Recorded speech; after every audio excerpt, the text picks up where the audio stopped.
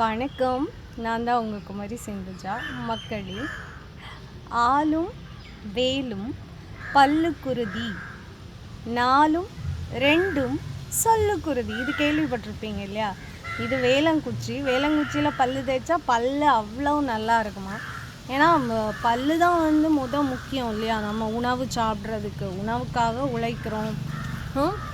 அடுத்தது பாருங்கள், நம்முடைய வேர் இருக்கா, இதுதான் ஆலன் வேர். இந்த வேரை இது பண்ணி நம்ம பல்லு தேய்ச்சாலும் நம்ம பல் உறுதியாக இருக்கும் அப்படின்னு சொல்கிறாங்க.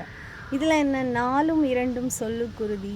இந்த தமிழ் கலைஞர்கள் இல்லைன்னா அறிஞர்கள் எல்லாமே சிம்பிளாக சொல்லி முடிச்சிருவாங்க. நாம் தான் சிந்திச்சு அதனுடைய பொருளை கண்டுபிடிக்கணும். அது மாதிரி நாலுன்னா நாலடியார் இல்லையா? 4 அடியில் ஒரு அறநூல், நம்ம வாழ்க்கையில் எப்படி வாழணுங்கிற அறத்தை பற்றி சொல்லக்கூடிய நூல்.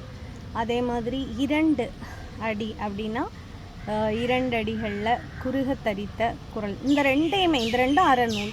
இந்த 2 படித்து நம்ம வாழ்க்கையில் அதை நம்ம பின்பற்றினாலும் அதன் வழி நம்மளுடைய சொல்லானது உறுதிப்பாடாக நன்மை பயப்பதாக இருக்கும் அப்படின்னு சொல்லியிருக்கிறாங்க.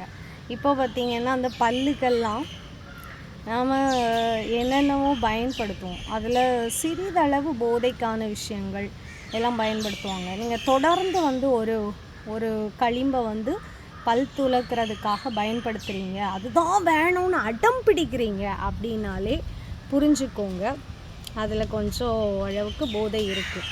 இல்லை எதனால நான் பரவாயில்ல இது பண்ணுறோன்னா பிரச்சனை இல்லை.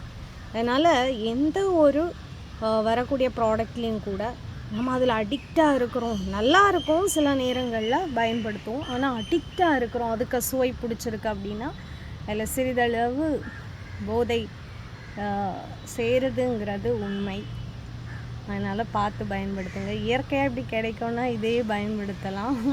ஏன்னா இப்போது அவங்க விளம்பரப்படுத்தும் போது இந்த மாதிரி தான் போட்டு பயன்படுத்துகிறாங்க இல்லையா? சரிங்க, நன்றி.